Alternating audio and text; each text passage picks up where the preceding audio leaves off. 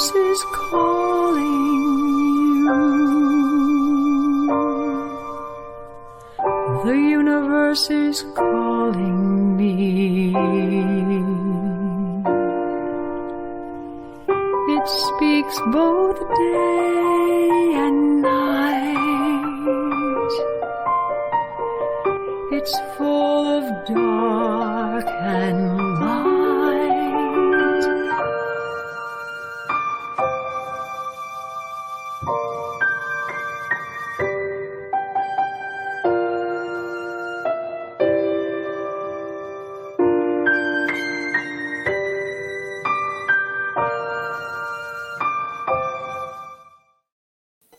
Well, hello, everybody, and welcome to Sky Tour Radio. I'm here with Amanda and Daryl, and we have Tara down there. Hi, Tara. Hi, how you doing? Good. How are you doing? How is it out Great. in Arizona? How is it today in Arizona? Beautiful sunny day, but it's cold. It's in the 70s and 60s. Okay. It's cold. Did you hear that, guys? Did you hear that? Okay, It's Daryl? what you get used to growing up, believe me. 7 degrees here. Going to be below zero tonight. Oh, I don't know how you do it. Great respect for all of you. She would become a terrasicle. I would. I'm a desert dweller for sure. Yeah. Well, Amanda's used to some cold. Oh, yes. Yeah. She's used to January cold. in Canada, yep.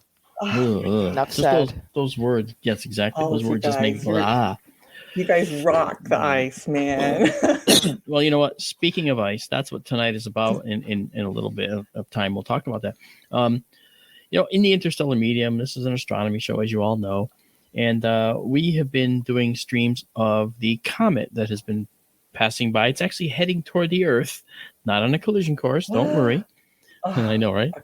Not on a collision course, but it's heading our way, and it's going to be at closest approach in just a few days on the 1st and 2nd of February, which we'll be streaming, by the way, in SkyTour Livestream. And SkyTour Livestream, for those who may not recall, SkyTour Livestream is a stream to which this radio show is a companion, where we actually stream the universe live using our remote telescope system out in Arizona. We have a second one behind me. You can't see it. It's in the blue light back there. But it's there, and it's going to go into the new building we're building here in Connecticut. And then we have a third telescope that we're adding to the mix at some point. So that's what Sky Tour Livestream is about. It's about bringing you the universe. Okay, and so if you subscribe to it, you can join our Patreon if you like. You can subscribe and just check it out on YouTube.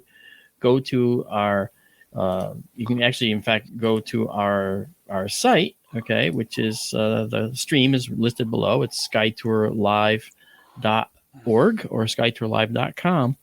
And you'll get to see everything we do. You can go to the upper left, and you'll see SkyTour live stream, and that'll take you to our live YouTube channel. And you go to the right, that's the Patreon, where you can join and support SkyTour live stream. But either way, it's about bringing astronomy out of the deep universe and into your living rooms, and that's what we do. Tara has joined us on some. Daryl is with us all the time. Amanda started with us way in the very beginning. So they're all intimately familiar with SkyTour Livestream and what it offers. Tara's actually a mover and shaker in the SkyTour Livestream organization, and that's why she's shaking over there. And, but it's like, I know, I make her nuts. I make her crazy, and I've got to take it easy because I'm so excited about this. It's easy to make mistakes, right, when you're just starting out something like this. So that said, we want to bring you the universe. We want to bring you the stuff that you can't see. And that's what SkyTour Livestream is about, and it's also a stream where you can take control as well, because we have people that have joined us and decided that they want to become a patron, and they pay a monthly subscription. For that subscription, they get personal guided tours of the universe, and they can actually take those images, do what they want with them. But we provide them a high quality, highly processed, finished, high resolution image. So it's like having your own personal astronomer, in me, and the astronomer's astronomer, Daryl, who is always with us. Okay. Oh, stop.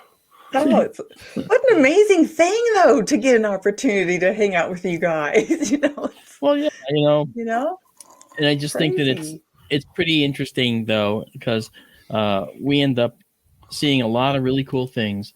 And last night we saw the most amazing comet, and the comet that we saw, all right, well, was this one right here. Okay, this is a photo taken with our Skytra live stream system. This was not, I think this was the night before last. And we can tell because the tail is heading kind of to the right, and the tail was heading down and to the right when we looked at it yesterday. The tail changes orientation, so it starts going around the sun. And what is that tail? Well, we'll get to that.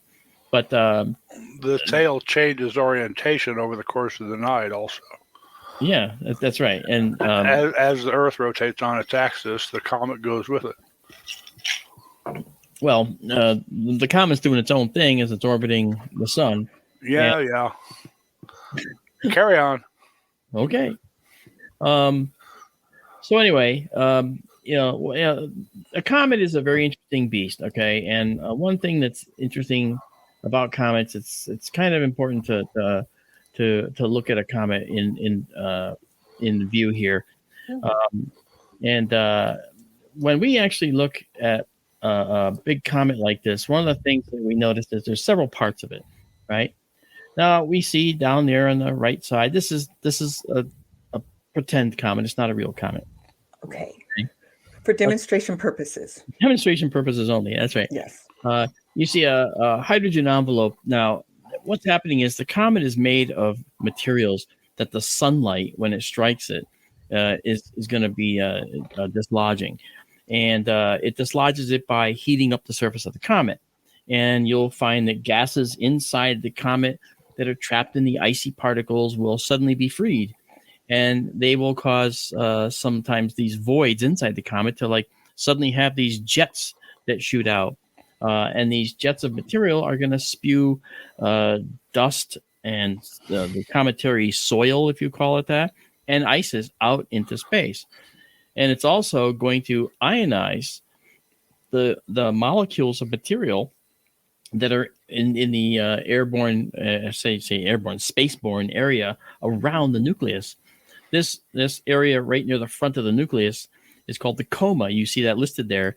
And it is kind of like a cloud of vapor, but it's the stuff that sublimated off of the comet and made its way into space around the comet. Now, there's no wind other than the solar wind. And the solar wind does something to a comet. It starts to push particles and gas back from the comet. And so when it pushes gas back, that gas is ionized, it's plasma, so it's just protons or electrons or both, and it's heading back behind the comet, but it's going exactly opposite the direction of the sun, right? So when we see a cometary tail like that, it's called an ion tail, which we see right there in the lower left. This is ion tail, and it's literally following the path caused by the solar wind streaming onto the comet, right? And then to the upper side, you see a dust tail. Now, in our image, we saw both of these things, all right? And if you notice the dust tail, it's going to be all the small particles of dust that were liberated by the melting and sublimation of these ices and by the gas jets that are suddenly sending material up around the comet. This plasma tail can be millions and millions of miles long, as can be the ion tail. But if we look back at our photo we took, all right, they're going to the right. You see the green core of the comet, which we'll discuss. And that tail going to the right is the ion tail, right? And below the cometary nucleus there, you see that yellowish haze with a very sharp line to the lower left. That's actually the dust tail of the comet.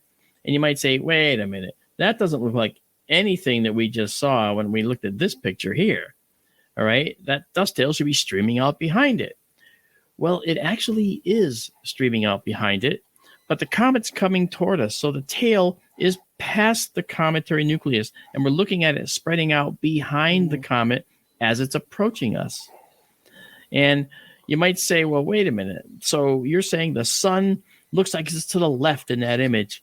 Well, you got to keep in mind that ion tail, that thin tail streaming to the right, some of that tail is actually going into the page.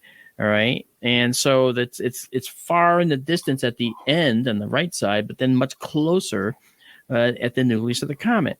And so when you account for all those 3D tricks that are played on your eyes, it all works out properly. And the dust tail behind the comet like that is basically following the rough orbit of the comet caused by the solar wind. And it's actually a really, really neat a neat thing. And Daryl, you've been with us for all the streams so far looking at the comet. You had some comments about the comet. There were people looking at the comet in other streams, but I think you felt that this one was actually a pretty good rendering of the comet that we created. Yes. Right? Yes. Okay. All right, well, forget it. All right. Anyway. An astronomy vendor online, a very well-known source, and you got one of your telescopes from them. I shall not name them. Mm-hmm. They were doing a live stream just after we ended a stream a couple of nights ago, and their comet images were not nearly as good as yours were. Well, I think that we have the benefit of a tremendous sky over us. Let's be clear. It's just an amazing sight, true dark sky sight. And I mean, they were broadcasting from Tampa, Florida, and they were deep in the city's light dome, and all you could see was the nucleus of the comet. Yeah. No tails at all. Yeah. Well, but still, what it goes to show you is that even in the city, you can see a comet. It may not be as dramatic. Okay. That's for sure. But this comet isn't that dramatic in terms of what you can see with your eye, because you can only see it with binoculars, and then it's only going to be kind of a fuzzy spot. Now, it is getting closer to us, and its magnitude, its brightness, will get a little bit more, but that's going to change. It's going to rapidly change as it then heads away from us. It's already being reported as visible to the naked eye from a very dark sky. Yeah, so, but you can only see it with binoculars in general. And if you can see it with the naked eye, I'd be amazed. They might be able to see some of the dust tail, possibly, but I think mostly they're going to see the nucleus and the coma around the nucleus. But who knows? It depends. You're exactly right. It depends on the site and whether it's going to be dark enough. Yeah. What you're seeing in that picture, when you see the dust tail, evidently leading the comet, as you said, it's a point of view thing. That's called an anti-tail when the dust tail appears to go ahead of the comet or the gas tail.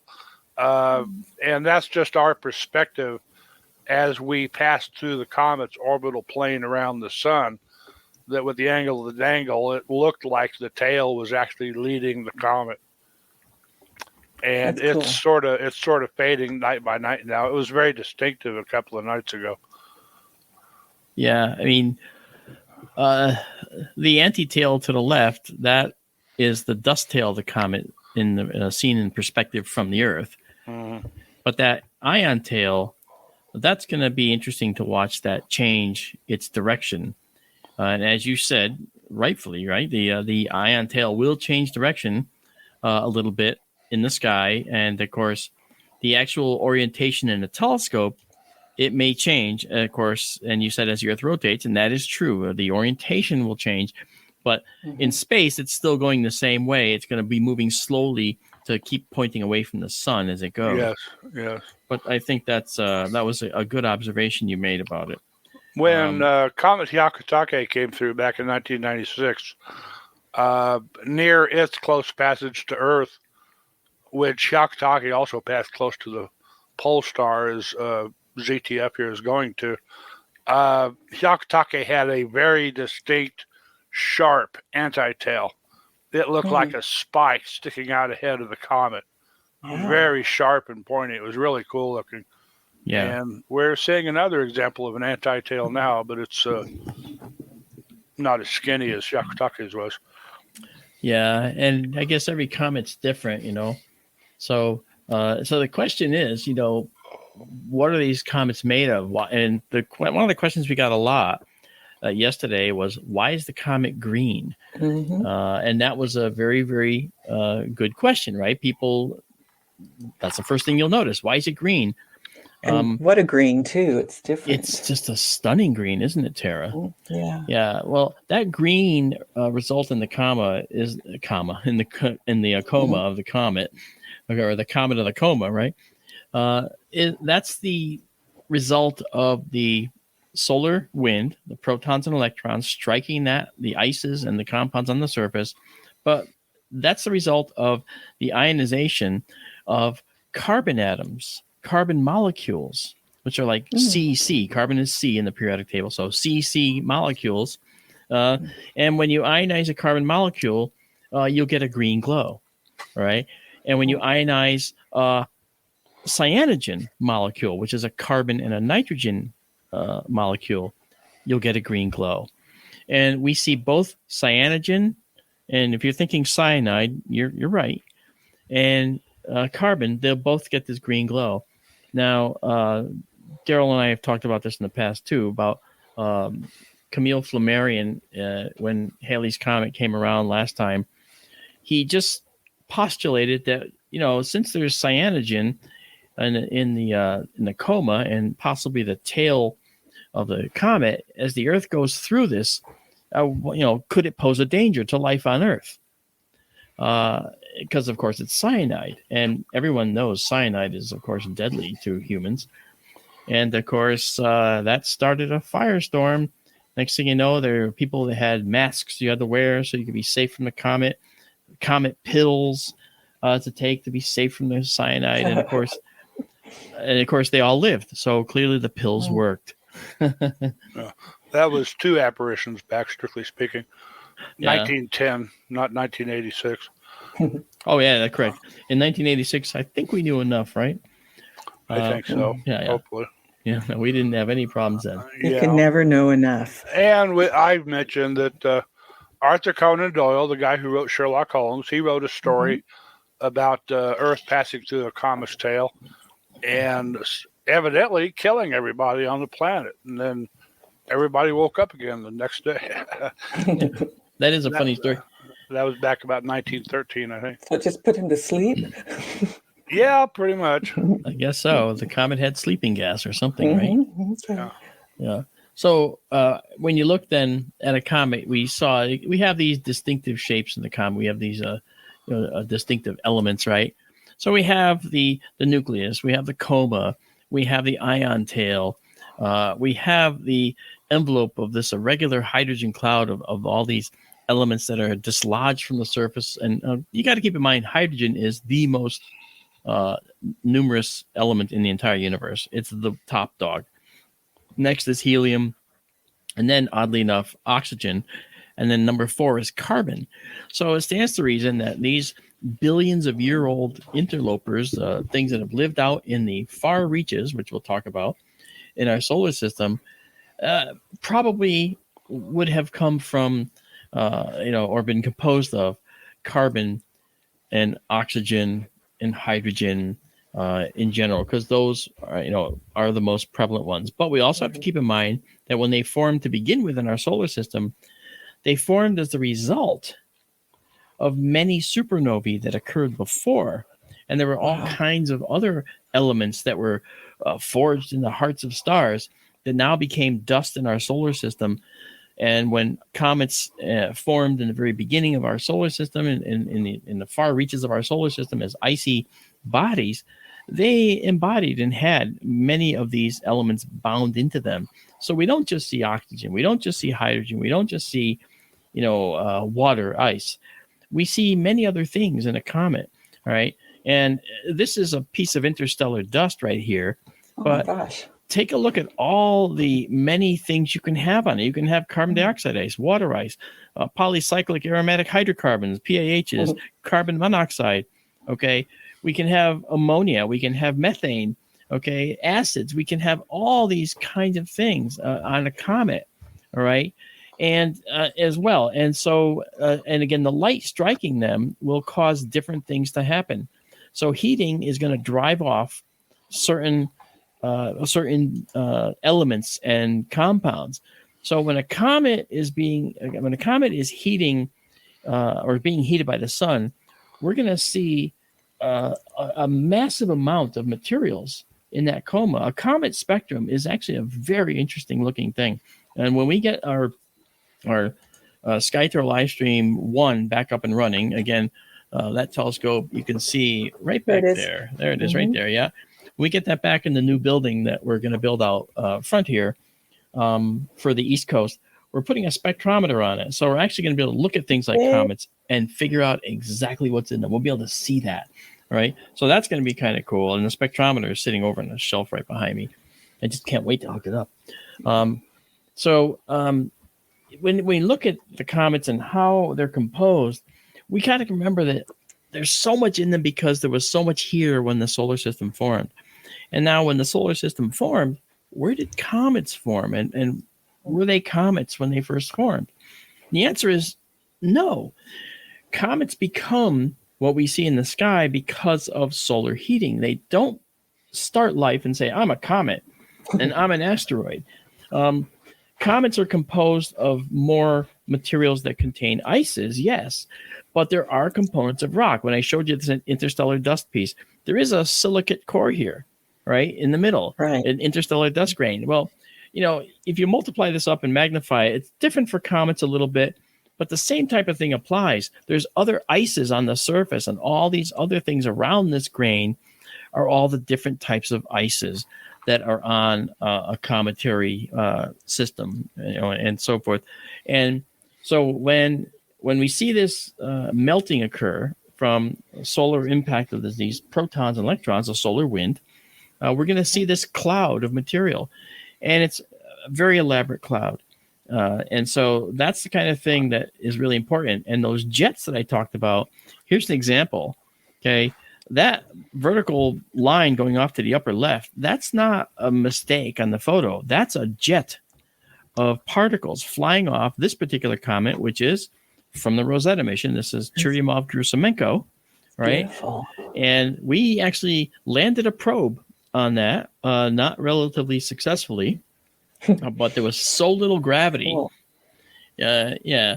And the Philae lander, it went down, and it was supposed to touch down softly and then fire these explosive bolts to latch it onto the comet. Well, it touched down softly, fired the explosive bolts, but for whatever reason, they didn't take, and all they acted like was a trampoline and bounced it back off the comet, which had such low gravity that I don't remember the exact number, but I think the probe went up a whole, like a 15 kilometers over the comet and then came back down, bounced again, another several kilometers, and bounced again, and finally lodged in a crevice. It took a few pictures, and then, of course, it was dead after that. So landed on its side, didn't it? Mm. Yeah, well, in the crevice, it got lodged sideways. Remember that? It was, and that was kind of disappointing. So I guess we're not really good at landing on comets yet. And part of the reason is because we didn't know what the surface was made of. We didn't know how hard the surface was. We didn't know if we could penetrate the surface. It turns out we could, but the latching mechanism just wasn't good enough or efficient enough to actually latch onto anything. So those are a few things we don't know. Too fancy, I think. Yeah. Could that thing have bounced off that comet? It looks so small. You said it bounced for like 15 kilometers. It seems like it could have fallen off the edge or something. Well, that's the thing. The only gravity out there is the comet itself. So whichever way it bounces off, it's eventually going to find its way back to that very weak gravity that the comet has. And it was actually so weak that if you got a running jump and pushed off really hard, you might just be able to put yourself in orbit around the comet. Okay, because it wasn't that strong. It's very weak.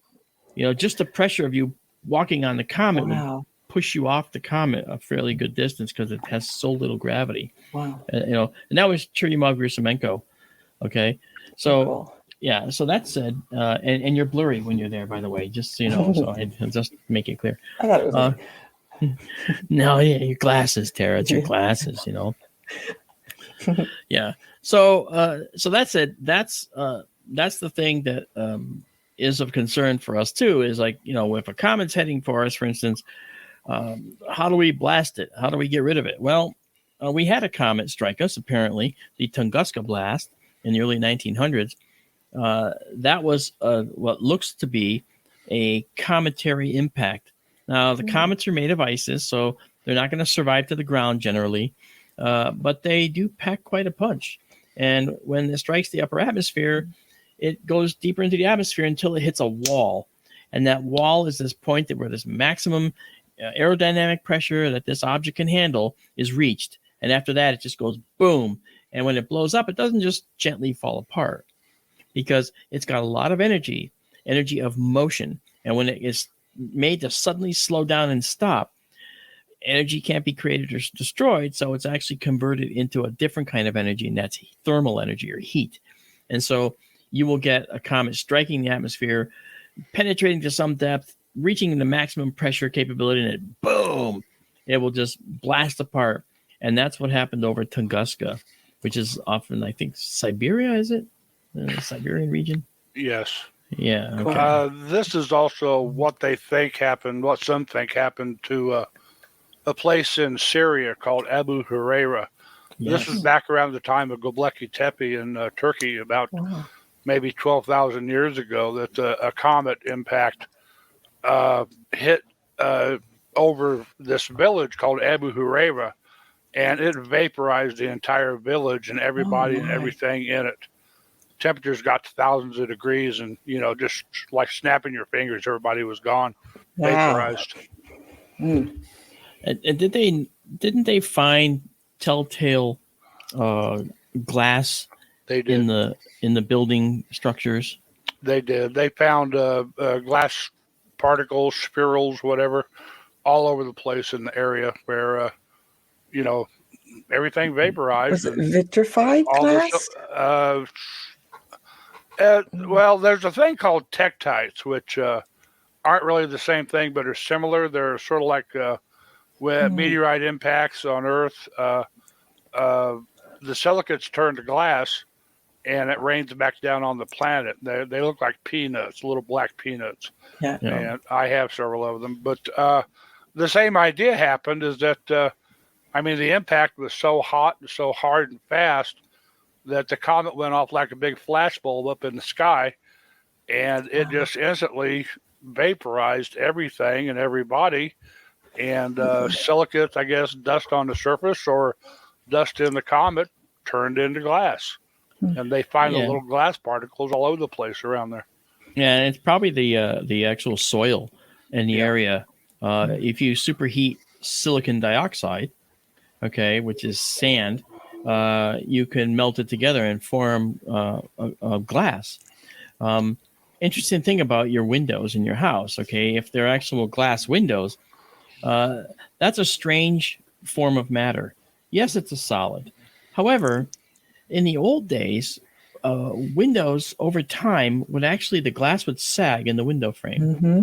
Right? You're familiar with that? Yep. Right? Yes, they're thicker on the bottom. Mm-hmm. Yes. And that reason they did that is because the glass was a semi-liquid, even though it was a solid matter. And so, but if you melt sand, you'll get glass. Another example is something called a fulgurite. Are you familiar with a fulgurite? I think Daryl, you know what a fulgurite is. Amanda, do you know what a fulgurite is? Sure. Yeah, I think Amanda. I do not. Okay. Fulgurite, I would think like so when I can't remember exactly what they're called, but like they're not icicles, but they form up and down from caves. I'm thinking that the suffix is kind of similar. Yeah. Yes, thank you. So you guys are I don't need to know what I'm talking about. You guys will figure it out. You guys No. But fulgurites are when lightning hits the ground. Oh, I should have guessed that because that's on beaches. You can go find those. Yes. Mm-hmm. And I have here right behind me. I actually have a fulgurite that I was given, and you can see this little path where the lightning split and went in two directions. Cool. Yeah, and it's melted sand that's made of glass. And the outer parts still have the gritty texture of what the sand was beforehand. Now, you're talking about something that's very, very hot going through its plasma. that's heading right through the sand and the dirt. Now, one thing to just correct that people often make the mistake, they'll say, I got hit by lightning and survived. No, you didn't. Okay, if you got hit by lightning, you'd be dead. Okay, because that it vaporizes human tissue. Okay, what you got hit by was the ground current that travels through the ground around the lightning strike. So you know the tree in your yard that gets hit by lightning. If you're standing 10 feet from that tree, it's going to knock you down, and you'll feel like you got electrocuted if you survive it. And then you will say, I got struck by lightning. Actually, you got hit by the ground current traveling underneath the ground through the saturated grass. Okay. So people don't survive lightning strikes. They do survive the ground current. You know? Interesting. Yeah. It's just crazy. You get cooked. Anyway. So we're in talking about the comets then, we talked about the ices that are on the surface. Okay. We talked about Churyumov-Gerasimenko, this comet that the Rosetta mission went to. Well, we also have this one. This is a very important comet that Daryl was talking about just a few minutes ago. Halley's Comet. You got it. This is Halley's Comet as imaged by the Giotto spacecraft, Giotto, Giotto. And Giotto went to Halley and imaged the nucleus of that comet.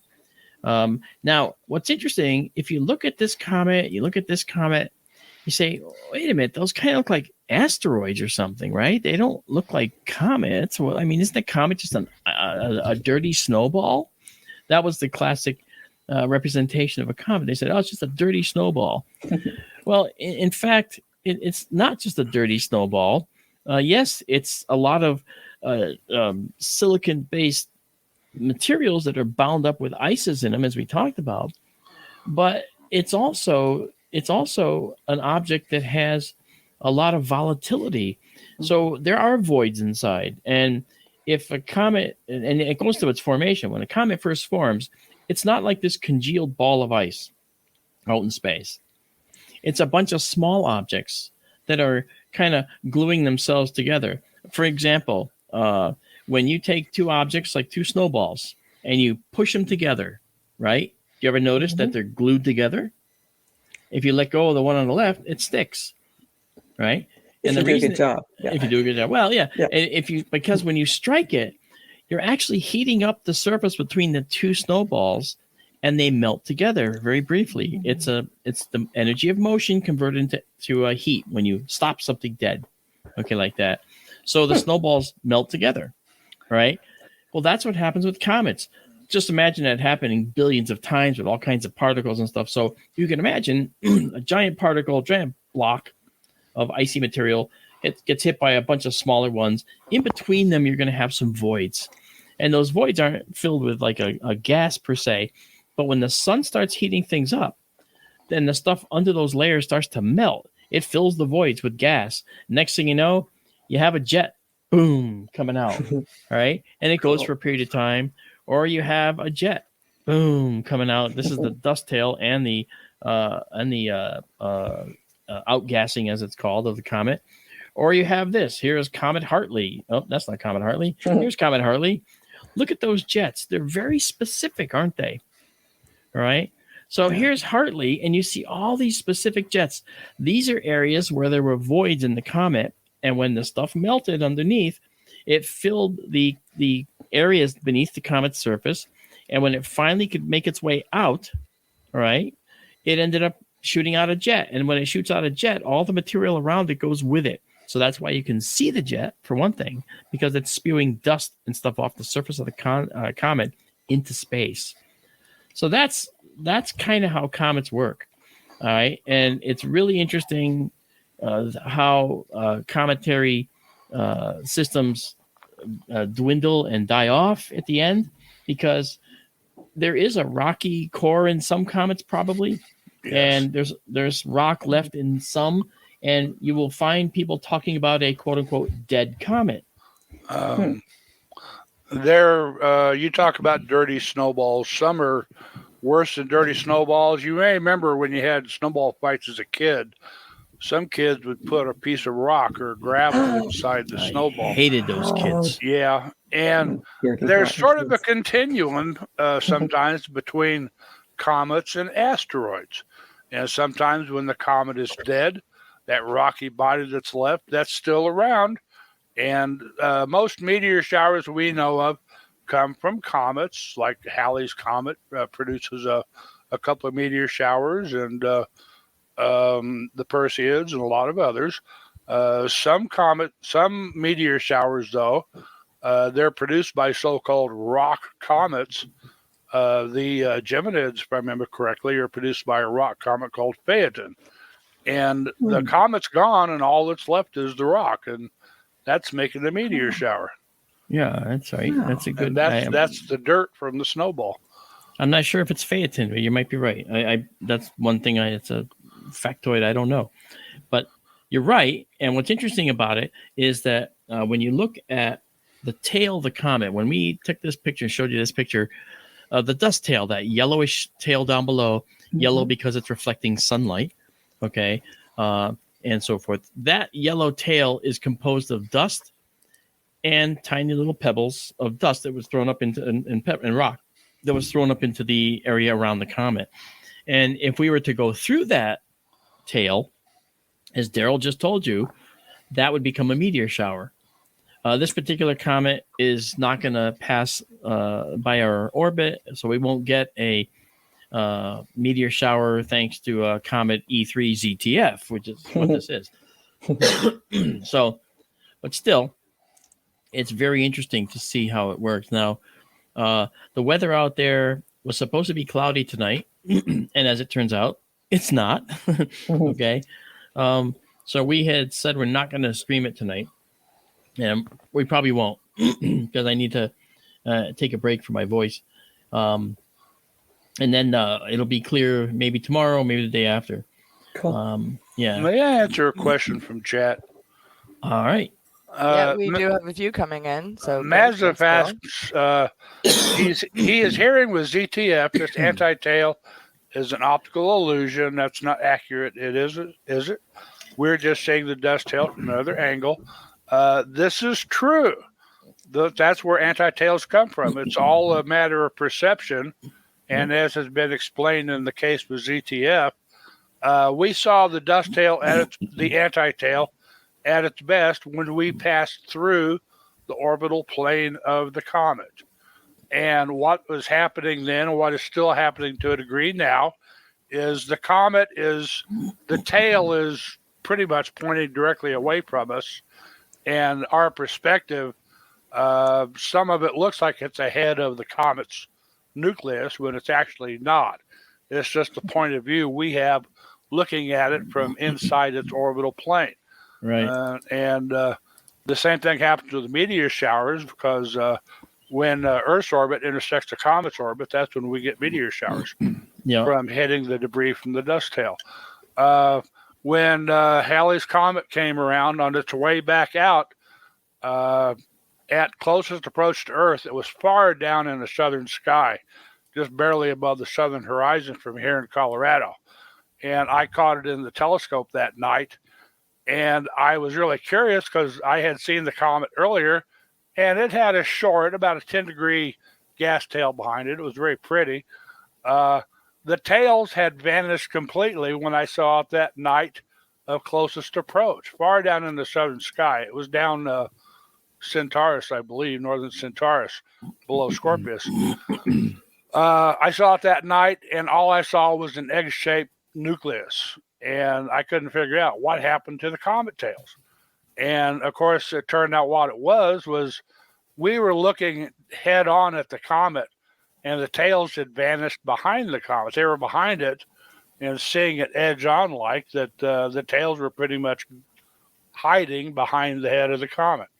A few days later, the comet climbed back up in the sky, and the tails came back because they came out from behind the comet. Yeah. I hope that makes sense.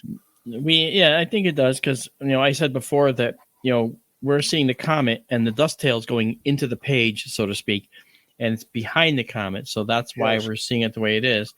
And that's just because of our perspective. Yeah, there's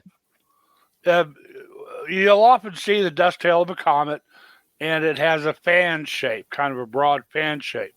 And what we're seeing is like if you were holding the base end of the fan pointing toward us, and the white end of the fan is pointing away from us, back into the back of the page.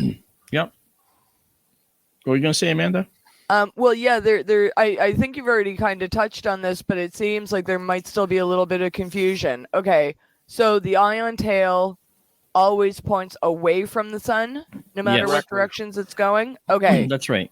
so and so it never changes as it goes around the sun. Like it's still always.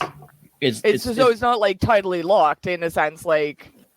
It always faces the earth. The tail always faces the sun. You know what I mean? It's always facing away from the sun. Yeah, as the comet is heading in on its way toward perihelion, when it's closer to the sun, the tail is behind the comet, and as the comet rounds the sun and then heads back out again, the gas tail is actually leading the comet.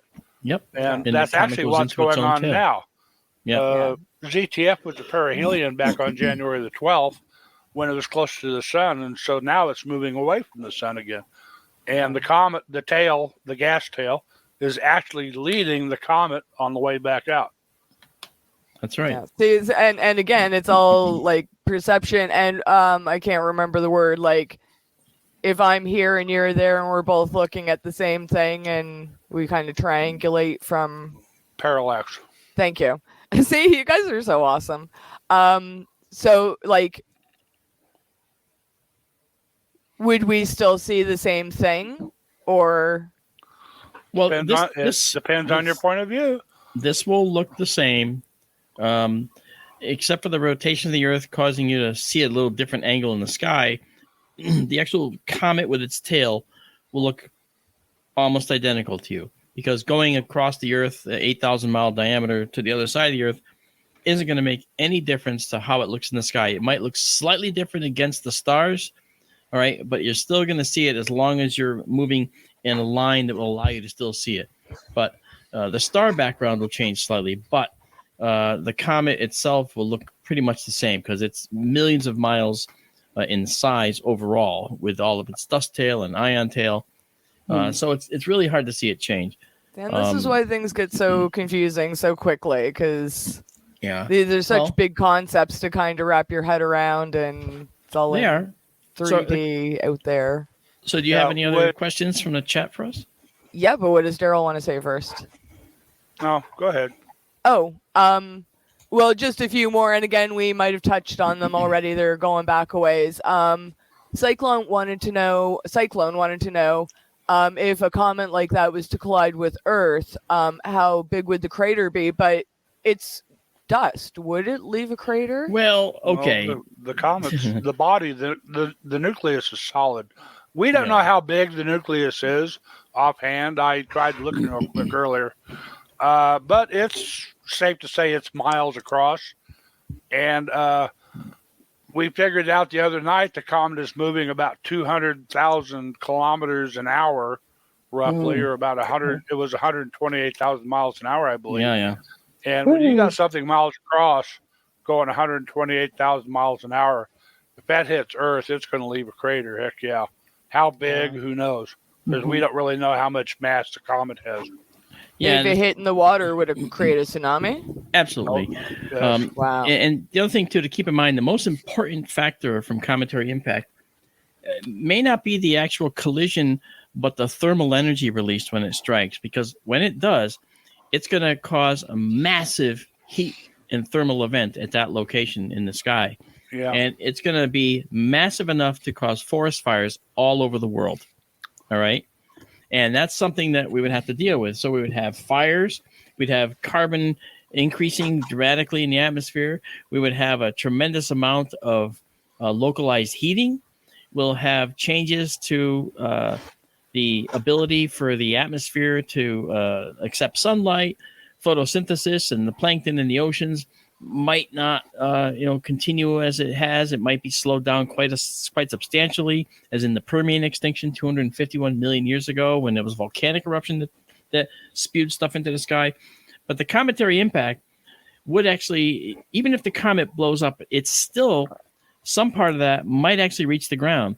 Keep in mind that I think the Chicxulub impactor that caused the dinosaurs to go extinct, I think we're talking like, what was it, like 10 kilometers in size for that impactor. Something like that. I forget. So it doesn't take much to strike the Earth. It depends on the energy of impact. If you dropped it from Earth orbit down to the ground, okay, whatever. It wouldn't be much. But if it's striking the atmosphere at 120,000 miles an hour, that's substantial. So the atmosphere is 100 miles thick. Calculate the time it would take for that to go at 120,000 miles an hour, how long it would take for that to go through 100 miles of atmosphere. And you can see that you basically have seconds. Yeah. Sudden stop. When the Tunguska event happened in Siberia in 1910, they were surprised. It was obviously an impact. Trees were knocked down for hundreds of miles around, and they all pointed back toward the center where the putative impact happened. But scientists, when they went to investigate, they never found a crater. There was no crater. Yeah. And this goes back to what Mark was saying, that like I described that Abu Huraira impact, it never reached the ground. It went off like a big giant flashbulb in the sky. It was a huge release of thermal energy, and the shock from the terminal detonation is what knocked the trees down. But there was no crater because it never reached the ground. Right, but we had obviously some very, very big thermal effects as we've discussed. So those made all the difference. It's too bad we don't have a stellarium program, like, where you used to like throw moons into planets just to see what happened and stuff. Like if we could put in different measurements for a comet or whatever and hit it into, the ocean to see what it would do, different oceans, whatever. Well, like what if it hit a mountain? Like what if it hit Everest? You could do what that. Would happen? There's actually a online simulation of asteroid impact, and you could say whether it's an icy asteroid or like a comet. So you can make your own, and then you can calculate and see the effects. Cool. And there's real landmarks on Earth, like it's on an Earth map, and you can see the amount of initial devastation. And it says if you're in Mississippi and it strikes New York City, even though it's only a small event and only localized within, say, 150 miles of New York City, the overpressure when that shockwave reaches you will still kill you down in Mississippi. Gosh. Okay, yeah, it's incredible. Do you know what the name of that program is? It's Asteroid Simulator. Daryl may look for the thing. I'm not going to look for it while I'm looking at everybody here, But I thought you might know offhand. It sounds like variation on a theme of there are nuclear impact simulators online. You just type in nuclear impact simulator or asteroid impact simulator. Yeah, and that'll show you. You with the nuclear weapon simulator, you can type in, you can pinpoint the location you want it to hit, New York City or whatever, and how big, how many kilotons or megatons the weapon is, and you can see how much damage it's going to do. Because we've seen things like that where you hit, like, Australia and, like, would anywhere in the States be safe kind of thing, like an extreme, and we saw, like, just like seas of orange from like all the explosions and stuff and destruction. I don't know if that was Stellarium. I feel like what was Universal Sandbox? No, it was Universal Sandbox. Yeah. That's for another show. We might actually do a Universal Sandbox thing at some point. But just because these are such big concepts, like to kind of get a visual. Like really puts it in perspective, and it's terrifying because what can you do, right? Well, okay, I'll just say this, then we'll move forward. One thing to keep in mind, all right, is that if you hit the Earth with an asteroid, the one thing you'll see is a shockwave moving out, and Universe Sandbox creates it accurately. They've been trying to handle that advanced physics properly, and they're actually doing a really good job. If it hits on the opposite side of the Earth, you have a few hours to live, okay? Because the shockwave then travels around the Earth, and this is a shock front that's going to just go around the planet, and it's going to bring that destruction all the way, bring this destruction to you in hours. Yep. Listen to what he's saying. Hitting on the other side of the planet Yeah. will reach you in a few hours. Yeah, and just like some big historic volcanic eruptions have done the same thing, like Tambora. The echo, the blast wave, the shock wave, it went around the planet a couple of times. Yeah, but if you saw it in a movie, you'd think it was too far-fetched, to be a real possibility. Like, well, that's because they didn't get us to consult on it. Apparently. Tara. Neil deGrasse Tyson has a habit of pointing out flaws in kind of movies like that, science-based movies. That's okay. Get a new job, Mark. Yeah. Tara's sitting over there in wonderment, wondering what's going on. What do you think of all this, Tara? I'm curious what you think. Well, I was curious if it was just a coincidence that all those pictures of the comets that you showed kind of were the same shape. They kind of had, a narrow center, or a kind of almost looks like a dumbbell too. That kind of looks like a dumbbell. And yeah, it does, doesn't it? I'm wondering if there's just some kind of coincidence. Well, you remember the snowman they saw with the New Horizons craft? That was Ultima Thule. Pluto, yeah, they saw the snowman shape. Remember what I told you though? Weird. It's about the snow, the snow congealing. Yep. Exactly. Two bodies came together in deep space and stuck together. Yeah. And so maybe when we look at this comet, we're seeing two bodies that connected at one point, right, at the neck, and that's what made this shape. I actually have a 3D print of this somewhere. I was trying to look for it for the show. I couldn't find it. You do see shapes like that often, like peanuts or whatever. Yeah, like this one. Yeah. Yep. This one looks to me like the object at the lower right. Okay, did have a binary contact melting event to come together with the object at the upper left. Am I right? We don't know. It looks smooth there, perhaps, like you said, the melting. So interesting. Yeah. So, I think it's interesting. I know that, when we look at the comet, again, this is the image we took. Now, it looks a little different. And if for some reason we can actually stream tonight, Daryl, we might see it a little bit differently than that. Obviously, we will, because the comet tail is going to be pointing in a different direction. But the comet's moving over 6 degrees per 24 hours. So it literally, whereas when I was looking at it, it was way over the northern edge of our building, our observatory.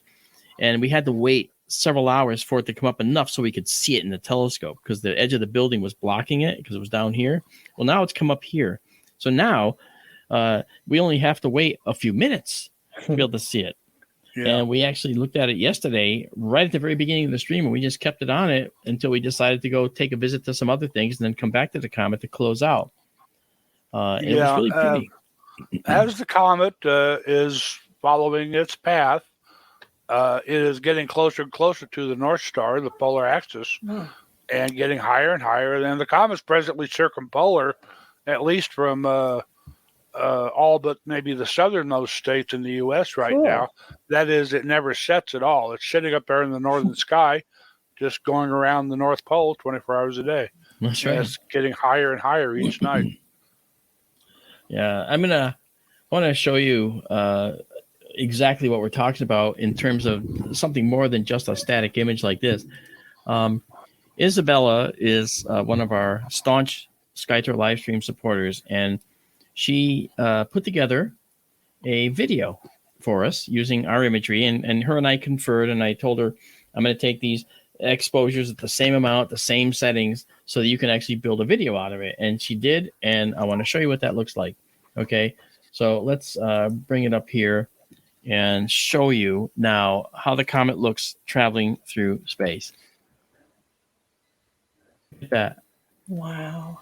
Notice that the tail is pointing in the rough same direction. All right.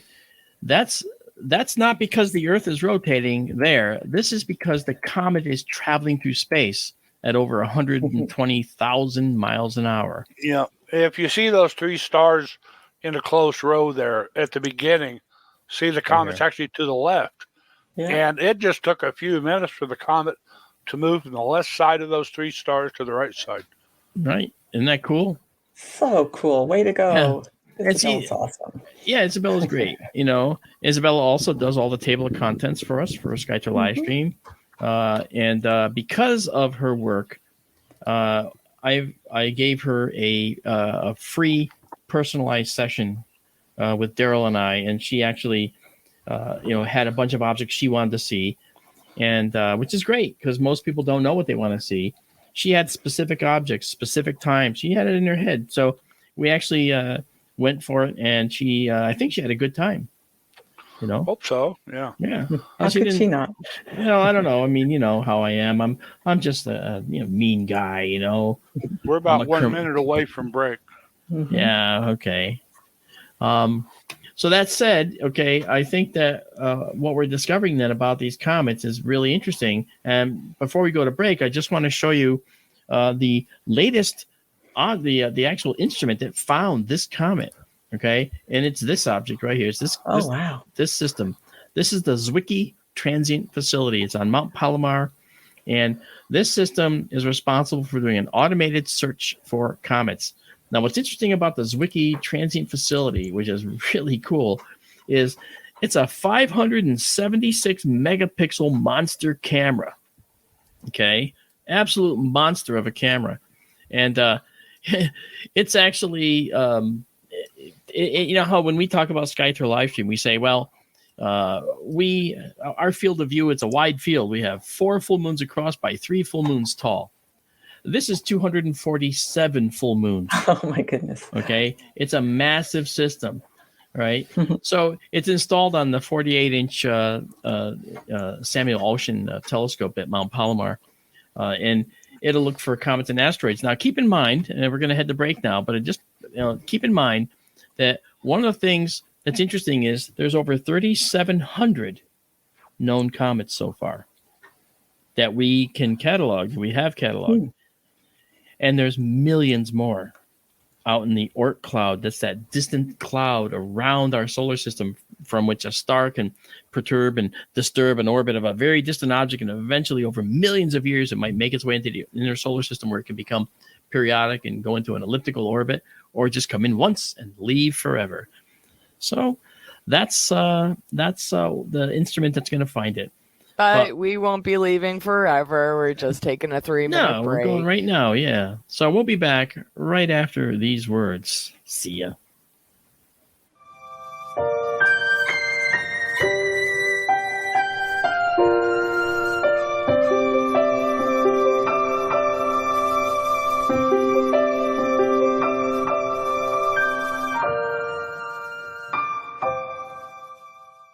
Hey members, the new KGRA DB app is now available on iOS and Android devices.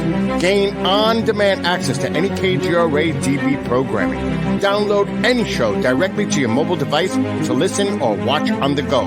Go to the App Store and search KGRA DB.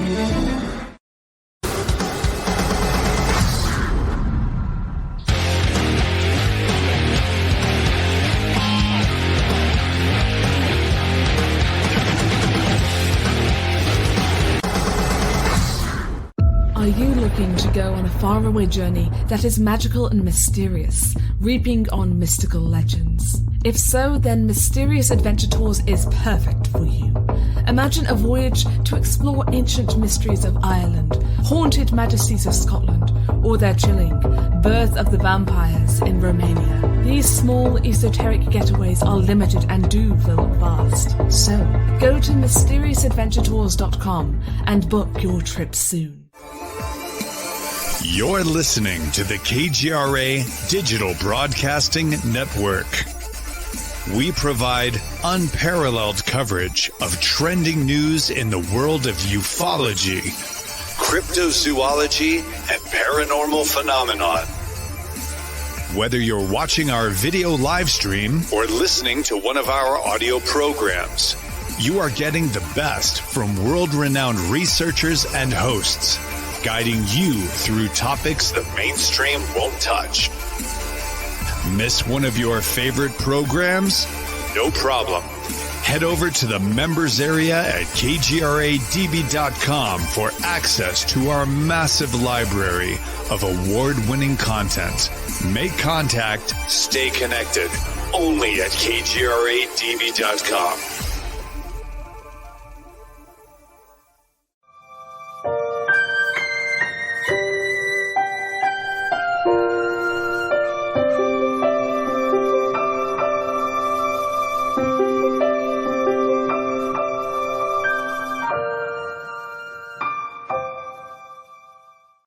Hey, welcome back to Sky Tour. I was going to say, I almost said Sky Tour live stream, the Sky Tour radio.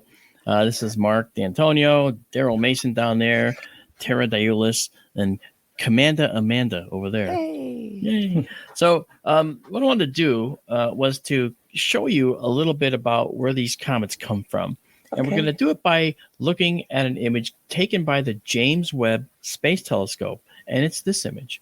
Okay, This is a dust disk around the star AU Microscopy in Microscopium.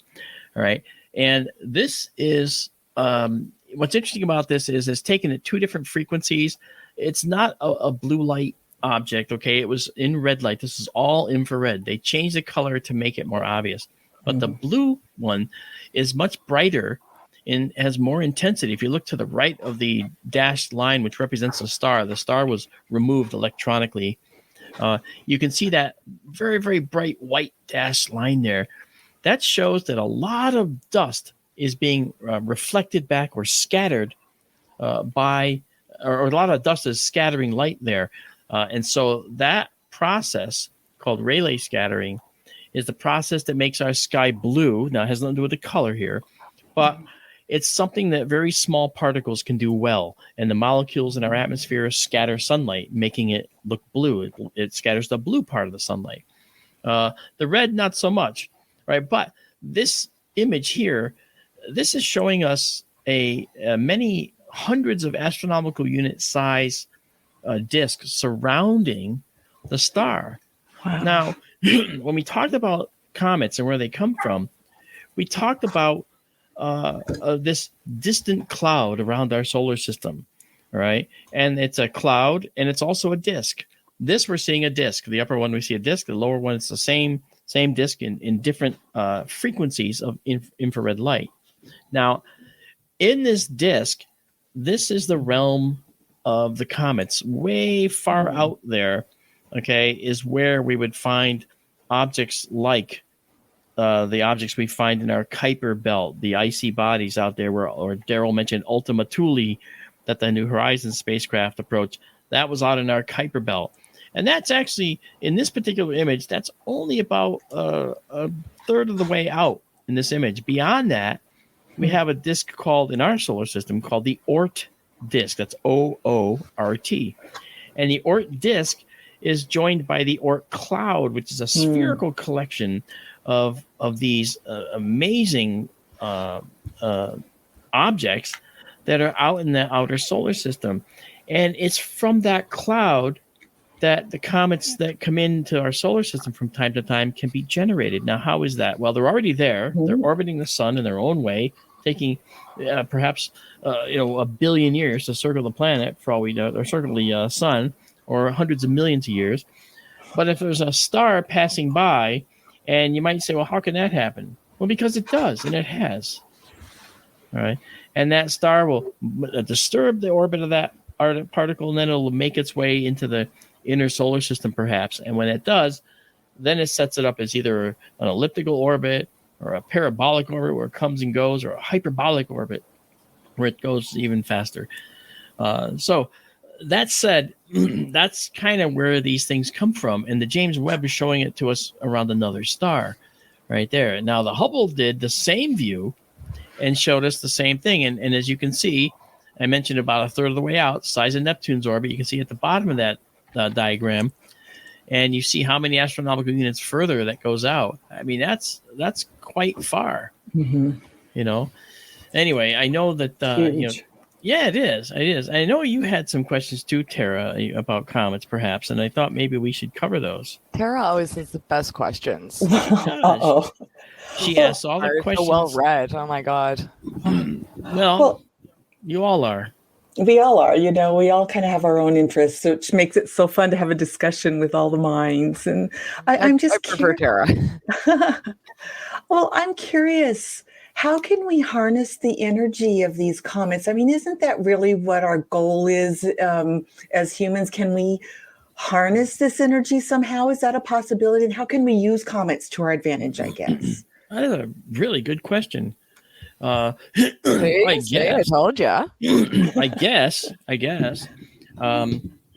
we could figure out how to harness them for their components, like the water and other ice comet. I mean, you're probably going to find methanol and formaldehyde ices and ammonia ices, and probably we know water ice, and there'll be carbon monoxide there, and some acids as well. There's going to be a lot of material on a cometary body that might be of use, but I don't think it'll be of use to us until we're actually off the Earth, because right now it's an expedition to go there.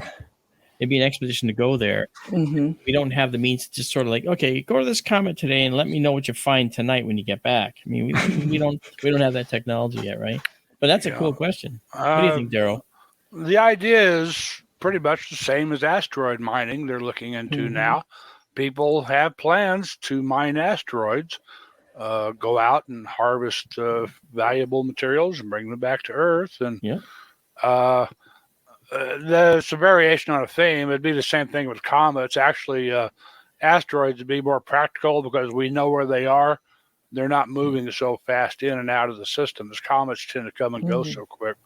Yeah. Now, one thing we'll say, too, is we've done this on Earth before, Tara. We have.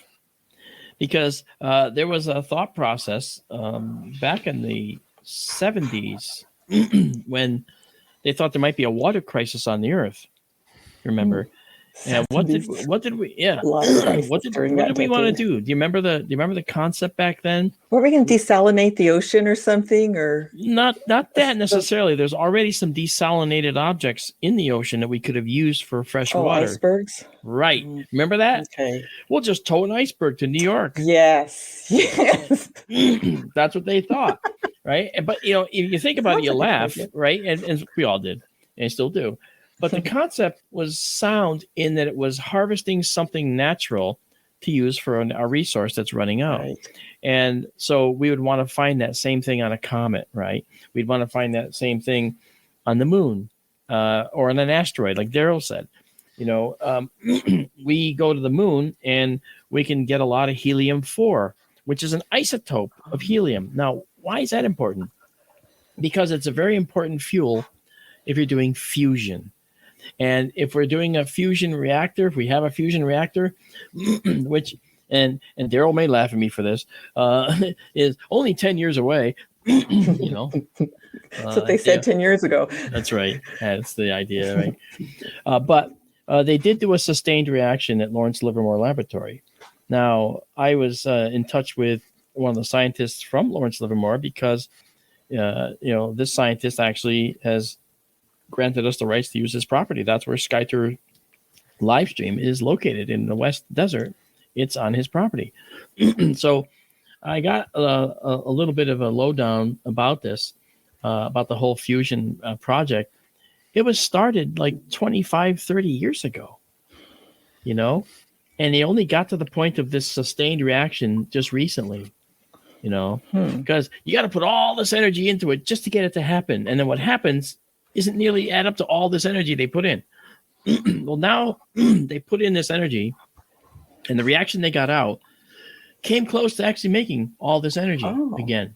So we're getting close, and it's going to allow us to reach that if it hasn't already, the break-even point and sustain a reaction. And if we can sustain a reaction, have it going on and on and on at millions of degrees, by the way, in the core, so you can see it's really it's hot, and try finding materials that could withstand the heat from the center of the sun. You can't. Right. So we have issues. We have some issues. But if we can do a sustained reaction, then we'll be able to use the helium-4, say, on the moon, if we mine it, to create that's a fuel. That's a step that we have to create here on Earth to then provide fuel for a fusion reaction. But if we could just mine the helium-4 directly and refine it on the moon, now that can just go right into making and skip all these steps to make the helium-4. Now we can go in to do this. We don't have to make deuterium out of hydrogen atoms. We don't have to take the deuterium and collide it with bohr to make helium-3 and then get the helium-4. We can just go and start with helium-4 because science don't care where you start it, as long as you start it somewhere along the way. And as long as your temperatures and your conditions are perfect, right? Right. Yeah. So that's how we could use, say, the moon. Now, a comet, as Daryl said, it's fast moving. Yeah. That's like trying to grab an iceberg that's racing down a river. Well, would it have to be on their orbit? And maybe you can talk about that. You mentioned how there's a few different types of orbits, and how can we determine what types of orbits these comets have? And obviously there's a trajectory of it, but yeah, I mean, comets that are in, and Daryl probably wants to talk about this too. Comets that are in a one-time orbits where they come and they go, probably not the best choice. But comets are also in elliptical orbits. The only problem is, for some comets, many comets, that orbit takes them all the way out to Saturn and then back again, kind of, sort of. So a long time. It's a long time, and you don't have distance on your side. With repeated passes through the inner solar system, comets often influenced by Jupiter's gravity and the sun, their orbits tend to shrink over each pass, and they get closer and closer, and their period of orbit gets smaller and smaller. There are comets out there. Comet Encke is one, I think, that comes around every few years now. It has probably been depleted quite a bit versus when it was a young, wild, crazy comet, but it still passes through the inner solar system on a regular basis. And maybe if they found something useful on a comet, like Mark was saying, helium-3 or 4, whatever, that they could go out and tap one of those comets. A lot of comets, though, like Halley's Comet, it comes around about every 76 years. And some comets, like some are saying about ZTF here, 50,000 years. That you'd have to be planning way ahead for one like way that. Ahead. That's long-term planning. Yeah, Which we need to do. It's a drop in the bucket for on the cosmic scale, but on the human scale, of course, it's just ridiculously long. Right.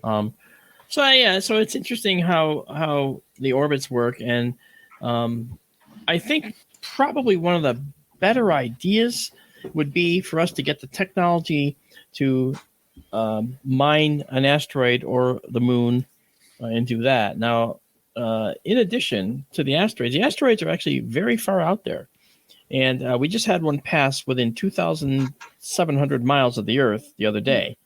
Just before all the excitement about the comet came through, this asteroid went. It's like, hey, what was that? Well, it's just an asteroid. Don't worry. But to be fair, it was the size of a truck, a box truck. I mean, it wasn't that big, but still big enough to certainly cause a Chelyabinsk type explosion in the atmosphere should it have hit at a whatever angle it could have come in.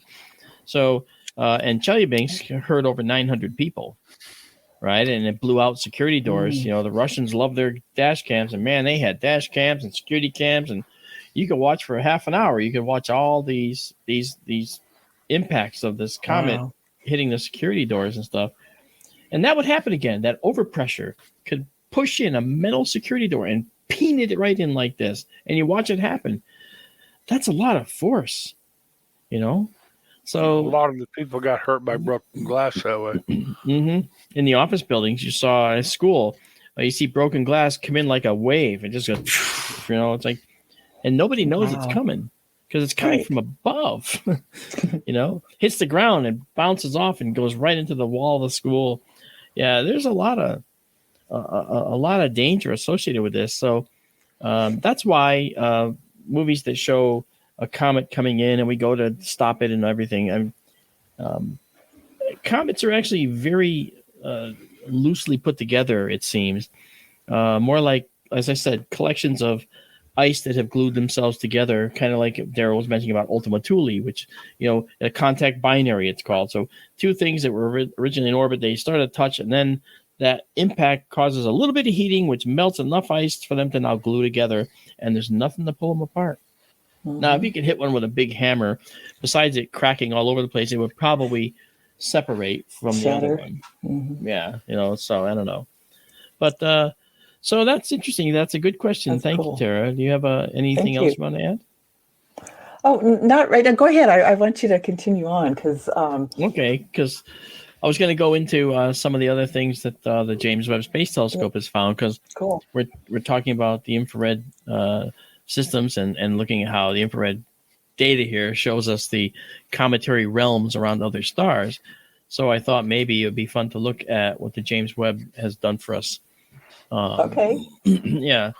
Now, didn't want to do the deep dive? Yeah, I do actually. And so I was trying to work out whether we're going to do that now. Because I was thinking that might be a good idea. You're ready to go with that, right? Yeah. Is it up? Okay. All right. Daryl's always ready to go. Yeah. Awesome. We're ready. Just hand him a telescope and give him the floor. Yeah. So I'm happy to let you know that we'll have Daryl Mason do deep dive right now, and we'll have him go through and give us the highlights for what's happening. Okay. Well, here it comes. I feel like we should have a drum roll. Okay. Too late, Amanda. So this is tonight. This is actually about 10 minutes ago. As usual, I'm going to start with sunset. You see, there's the sun right there. I'm going to take away the atmosphere and take it to where the sun is just setting. And there we go. Now, some days ago, you may remember a few weeks ago, Saturn was up here above Venus. And back on the 22nd, I think it was, Saturn and Venus were in conjunction.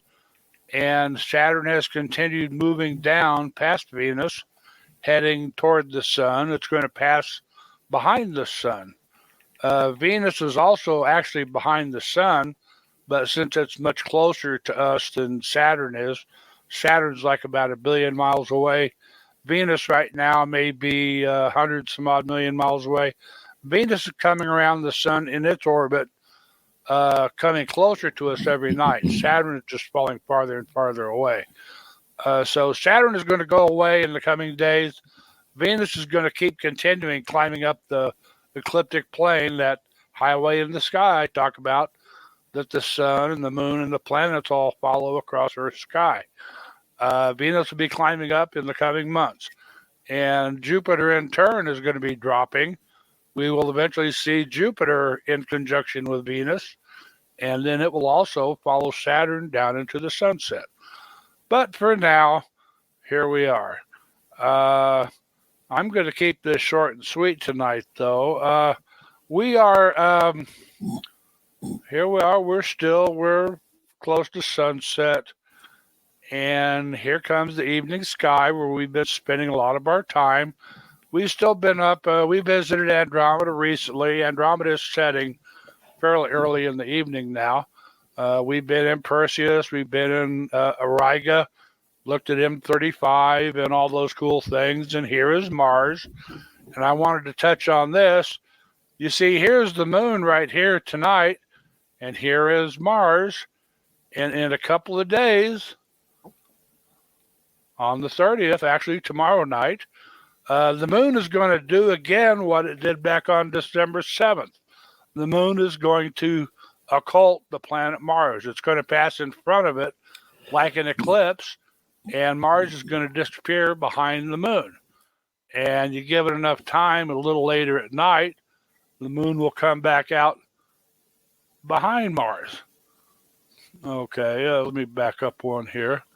So you see here later in the evening, or early in the morning actually, the Mars is going to come out from behind the moon again.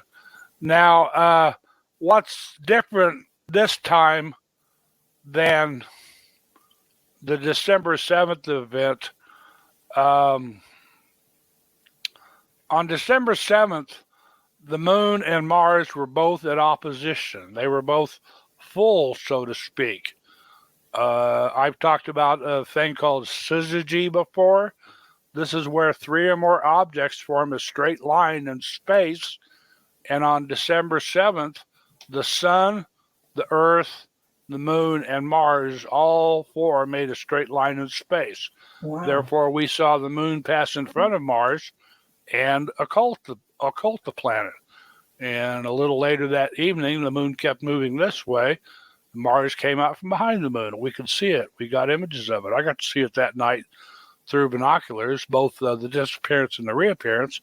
It was really cool. You could actually see some surface features on the planet. At that time, Mars was only about 1/100th the size of the moon in the sky. Mars is actually about twice the size of the moon, but it was very much farther away. So it only looked like a 1/100th the size. At Mars's closest approach to Earth, when it was in opposition, it was about 17 arc seconds across, which is tiny. And when this happens tomorrow night, Mars is only going to be about 10 arc seconds across. So it's going to be even smaller. But tomorrow night, the moon is going to pass in front of Mars again. Now, the downside of it is it's only going to be visible from the southern U.S. and Central and South America, I believe. Fortunately, I know where the southern U.S. is. Yeah. Fortunately, if the weather cooperated, this will be visible from the observatory in Arizona, Mark's Observatory. Don't know if we'll get to look or not, but it is going to happen anyway. If you live in the southern U.S., go out and take a look. We will watch. We'll watch for it, Daryl. I think if it's clear, we will. I mean, it's the weather right now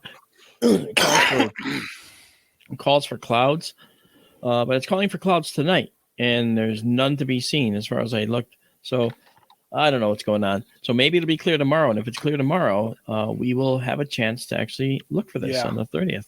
I don't have the times in front of me. I have the article somewhere, but I didn't have time to get it. But anyway, that's one thing to look for tomorrow night. Now, as we progress through the evening, you see Orion is actually west of the meridian. It's in the western half of the sky before 10 p.m. now. At 9:30 at night, it's already west of the meridian. And by, 11:30 at night, all the bright stars of winter, the winter circle there, they're all west of the meridian. Winter's going away, believe it or not. You got spring to look forward to. You'll have Aldebaran, Capella, Castor Pollux, Procyon, Sirius, Rigel. Those are the winter circle, and they are all west of the meridian before midnight now. So winter is getting ready to go away. So yay for that. And then here comes the stars of springtime: Leo and Ursa Major, Comet Berenices, Virgo, and all this area right here. This is where a lot of the brightest galaxies in the sky are in the stars of spring, and that's something for us to look forward to. And now I'm going to go to the main event. We're going to the northern sky. Okay. Here is the Little Dipper. Okay. And there is Polaris, the pole star. That's the Earth's celestial pole is right next to Polaris. And here is the comet tonight by 11:30. And I'm going to back the time up. You see how it's sort of rotating around the North Star as we progress through the night. Oh, cool. Last night, the comet was right about here, if I remember correctly. The front two stars in the bowl of the Little Dipper, Firkad and Kochab, were pointing at the comet here, and the comet was heading roughly this way, heading north. By the 1st of February, when the comet is closest to Earth, you see it's actually going to move that far. It'll be up above the North Star. It'll actually be in Camelopardalis. And that's how fast the comet is moving now. If we keep watching it, over those days, over the next 12 days, you see how fast the comet's moving? The comet is going to be right up by Mars on February the 10th. And it's really going to be booking across the sky. But here we are, and there's the comet, and we'll bring you back to tonight. Ta-da. If we get to see the comet again, I mean, it's going to be even farther above the Little Dipper now, pretty much right to the east of the North Star, and it's going to keep climbing night by night up into Camelopardalis. That's the giraffe right there. Mm-hmm. See the giraffe? There it is, upside down. That's pretty much it for the deep dive tonight, Mark. If you want to hand it back to you. Okay, sure. Okay. Thank you very much, Daryl. That's always interesting and exciting to see what's going on from that perspective, because you know, you can be an astronomer but not have really good knowledge of the sky. I had too many people in astronomy that I knew like that, professors and so forth, that you ask them about the Big Dipper and they're like, I don't know where it is. I just tell my telescope to go there. So I've tried to blend my knowledge, and thanks to Daryl, he actually sparked me into kind of being a little bit more knowledgeable of the sky as well, just because I've noticed it really does matter. So thank you very much, Daryl. Well, I mean, the sky has our stories from antiquity in it, and our culture and our history is all up there in the sky.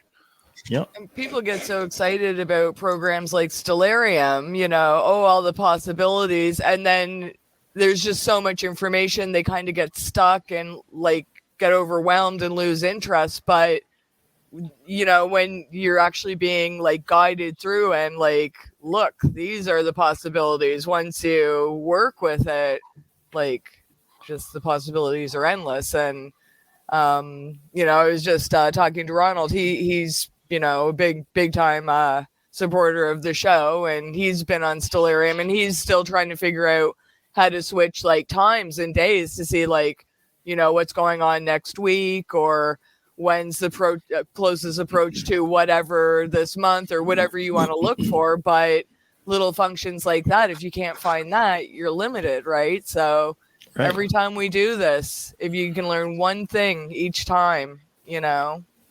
Well, Stellarium is pretty easy. It's kind of a touchy program. If you try to drag the horizon around, it can get away from you. Or if you zoom Like, on it, it'll really jump around. There's another program called the Sky Live. I could show real quick if you wanted to see it. Yeah, why don't you do it? And is that one free too? Yeah, it's online. Nice. Actually, you know Get what? on your phone too. Scroll down to the bottom and go through the path of the comet too, to show people in 3D what we're talking about with the comet. Oh, yeah. Ooh. Yeah, I was going to do that, and I figured that's a great idea. Now, this is called the Sky Live. It acts a lot like Stellarium does. In some ways, it's a little more stable. You have to play with both programs some. In the Sky Live, here is the location. You can click on that and change it. Here is the time. If you click on that, you'll bring up the time and date, and you can change your parameters there. How do you put in where your location is? You just click on that right there where it says. Perfect. Right now it's in Colorado because it's for me. You just click on that, and you can change it to wherever you are. So people in Australia can see what we're expecting to see, right? You don't have to. The Sky Live, no, it won't. It'll save your location if you change it. When Sky Live comes up, it's usually based in Greenwich, England. Oh, Greenwich Mean Time. Okay. Yeah. But once you change it, it'll stay there. I mean, all I have to do now is go up into my address bar and type in the Sky Live, and it goes right to it every time. And stupid question. This is live, right? This isn't just a simulator? It's a simulation, yes. Yeah, no, but she means, does it show it right now? You can't. Is it tracking the Comet live right now? Yes, it is. Okay. I mean, I could but we can mess around with it. Yes. Yeah, Okay. I mean, I could set it to 5:30 at night and it would be live. We're at 5 p.m. right now. Here it is at 6 o'clock. You can see the comet is a little bit east of north. It'll even tell you how high it is. It's 30 degrees up at 6 p.m. already. Cool. And you can change it night by night. And you see the comet shifted from where it was to where it'll be tomorrow night. And all the same things that Stellarium will do. How fun. And one thing that you can learn if you play with both programs, you will see what's common between the two and how the changes work, how you get to where you want to go. You can drag the horizon around. I mean, there's the western horizon. There's Saturn and Venus. You can drag it back around to north, wherever you want to look at. And since Comet ZTF is what we're interested in, well, this is where we're pointed, is looking north right now. And again, the commonality between Stellarium and the Sky Live, they're both free programs. If you mess with both of them, you will become acquainted with both of them, and you'll get to where it's no big deal to navigate around in either one of them. Cool. This one, I'm assuming it's going by like projections. How often is it updated live? Like, let's say something unexpected happened that threw the projection way off. How long would this website reflect that? If that makes sense. I don't know the answer to that myself, but I can address that. Okay. We noticed that the coordinates for the comet, as given by the Sky Live here, are not correct. When we go to the coordinates as given, we still have to go north about a degree to find it. So and both Stellarium and the Sky Live can be off a little bit. Well, I mean, it's free, and I mean, that's not And you're bad, still you know. close. It's not bad for what it is. I'll take a degree, but It's plenty good for naked eye. It's plenty good for binoculars. yeah. If let's see here. I'm going to go back to the page you will land on when you first go to the Sky Live. Bear with me here. And you wouldn't be using this to actually follow the comet anyway. This is more really for simulations, though, right? no, it's just to show you objects of interest that people are looking at. And if you notice right there, C/2022 E3 ZTF, that's the comet. And it's in biggest letters because that's the thing most people have searched on at the site. When you type the Sky Live into your address bar, or if you have it saved to your favorites, and you click on it, this is the page where you will begin. And we're interested in Comet C22 E3. Here is the Comet's page, and here is all sorts of information going way down the page of what's information about the comet. And click on go to interactive sky chart, and there you go. Very cool. And you take off from there. Now, this is current time. If you click on the time, then your time bar will come up with time, day and date, and all that happy stuff. Wonderful. So this one's really, really cool. I don't know if I had. How long has this one been around for? I mean, Years. years. yeah. Yeah. No, I don't know about this one. No. I remember a few titles, but this one is very cool. Yeah, Can I this show, is the sky right now. Yeah. There's the Little Dipper. There is Polaris, the North Star. There's the Big Dipper. You see the bowl of the Big Dipper pointing at the Little Dipper, and the Little Dipper was pointing at the comet. That's neat. Wow. Okay, Can I add on to this a little bit? sure. Okay, I'm gonna share a screen as well. All right, I'm going to close this. All right, but this Thank you, is also Yeah. on the Sky Live. Daryl showed you this page here that he was at, and if you scroll down, you get to this main page. Okay, you click on the comet when you get to the main page, and it brings you to this page. This is the comet with all its finder charts and close-ups and actual sky shots, kind of a thing. Cool.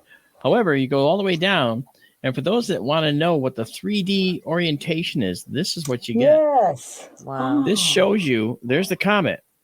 And the comet is going this way, right? Awesome. And it's actually heading out.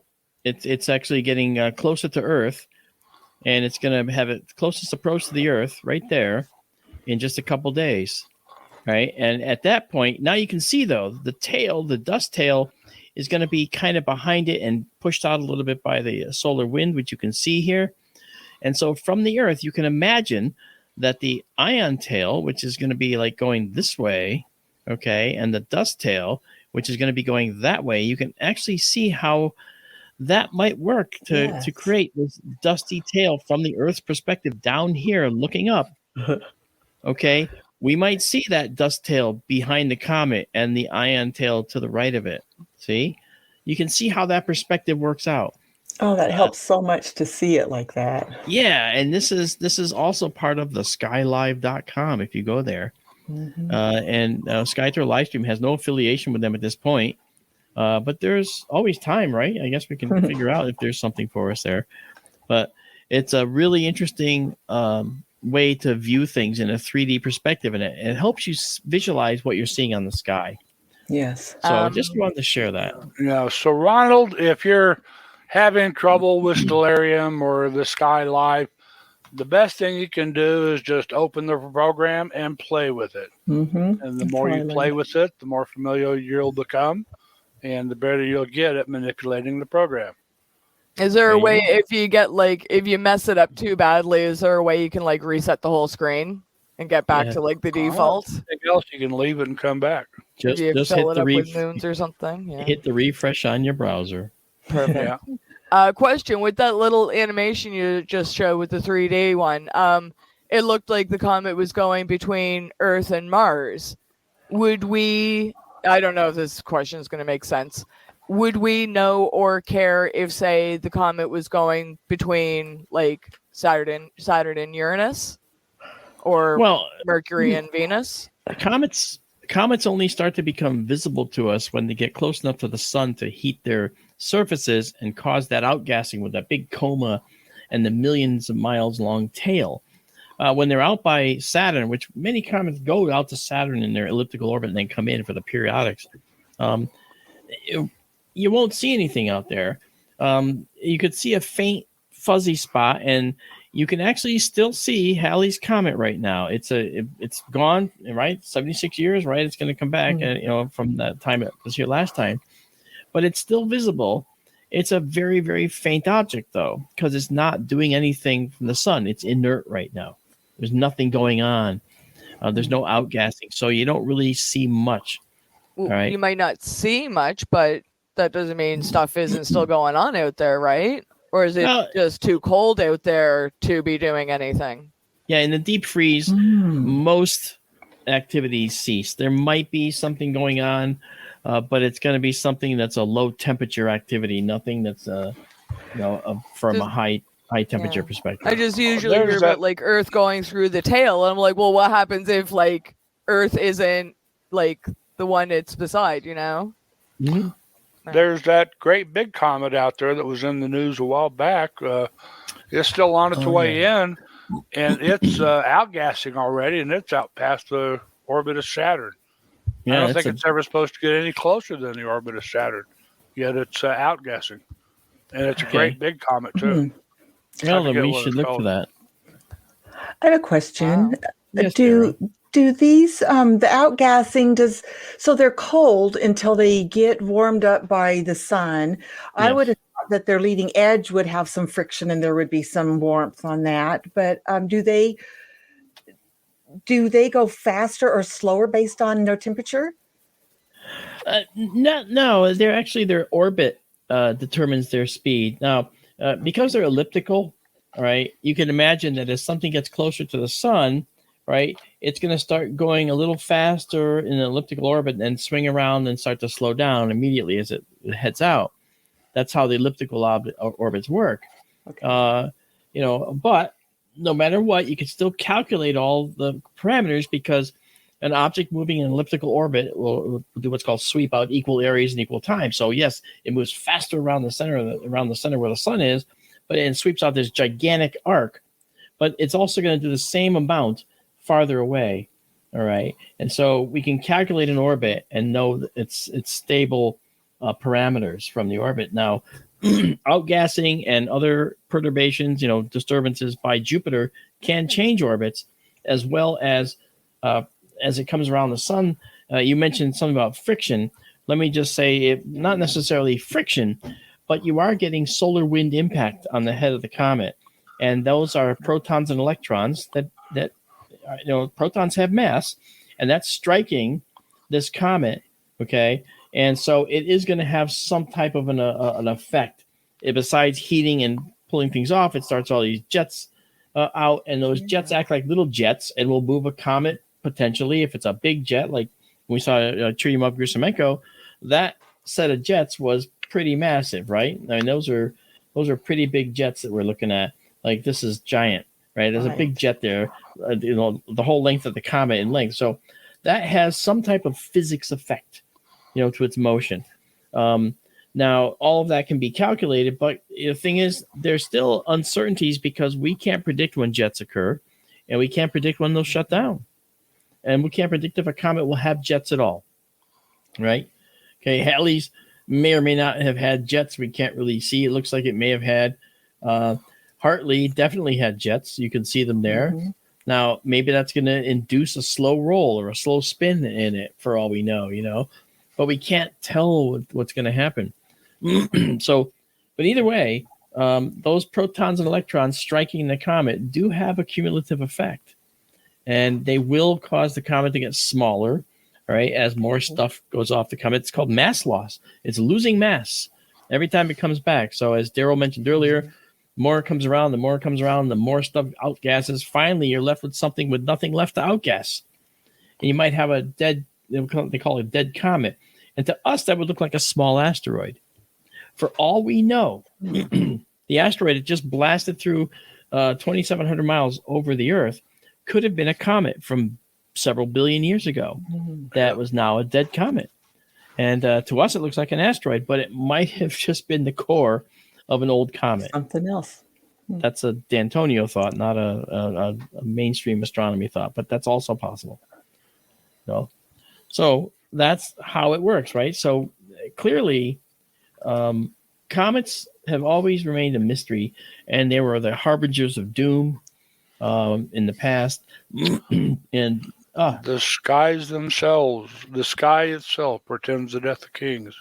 Yes, that's right. From solar eclipses, I was going to say that sounds Shakespearean.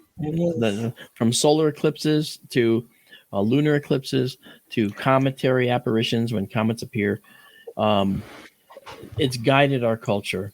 Those events have guided our culture. Yeah. Well, in the days before science, I mean, people have always looked for the meaning of life, and they have sought meaning in the universe by their observations, and they tried to put two and two together. And, they see a comet, some king dies, and they say, golly, Yeah, he caused the comet. Yeah. That's life. That's life. So I have another question, if I may. So, of course. What about the size of a comet? I mean, maybe you can just touch base again, the difference between an asteroid and a comet. And is there an upper or lower limit of a comet size that would change what we call it? I think identify it? I think there is an upper level mass limit. We wouldn't call Ceres the asteroid, a dwarf planet, actually. We wouldn't call it a comet. Right. They're small objects, and they're defined in a lot of ways by their trajectory. Their trajectory, and if they start outgassing, it's not an asteroid anymore. Now it's a comet. And so icy bodies that come in from the Oort cloud like that, or far out in the Kuiper belt, if they come into the inner solar system and they start outgassing, we call those comets. But ever since I was a kid, thinking about comets, I always thought of them as it's going to sound funny, gassy asteroids. It sounds funny to say. Yeah. I'm glad you added the Eords at the end. As I mentioned earlier, too, I mean, short period comets, they used to be long period comets and repeated passes. Jupiter and the sun's influence and the other planets, they've all worked to shorten the period of the comet, like Comet Icky and some others, to where they come around every couple of 3 or 4 or 5 years. And I wouldn't be a bit surprised if, as they round off those long elliptical orbits into shorter, more regular orbits, maybe some of them become asteroids. And something, as much as we know about our solar system, one of the things that we haven't yet done is penetrate into the center of a comet. We can speculate what's inside a comet. We think that there is a rocky core that has served as a nucleus, a seed, if you will. And when I brought up that image of a piece of interstellar dust, if you scale that up, you can think of that that might be like a comet. Here's the comet nucleus, and then we have all this icy stuff on the surface, mixed with all kinds of ices and so forth. I mean, that it may not be it's not entirely accurate in terms of the composition, but the accretion model, the model of accretion, how they grew, could be somewhat accurate. That could be how it works. But we know that they're billions of years old. The comets that we see, this comet here, C/2022 E3 ZTF, this comet came in from billions of years ago. It was made in billions of years ago, and it came into the inner solar system, and we get to see it. And incidentally, looking at this comet, that ion tail to the right, okay, those are particles leaving the comet never to come back. And the dust tail that you see in the yellow, those are particles leaving the comet never to come back. Mass loss. This is the comet losing mass. So the comet's going to go around the sun and leave after a weight loss program. If it were only that easy. If it were only that easy, yeah. Let's go take a drive around the sun. It's on a 50,000 year, potentially, a mass loss program, right? Mm-hmm. The longer the period, I guess the better it is for, its longevity. But, all right. So if we move on here, I wanted to talk about one of the other interesting discoveries that the James Webb Telescope has shown us. And if you remember, we had imaged the planet, the moon, actually, Titan, around Saturn, largest moon of Saturn. It's actually planet-sized, right?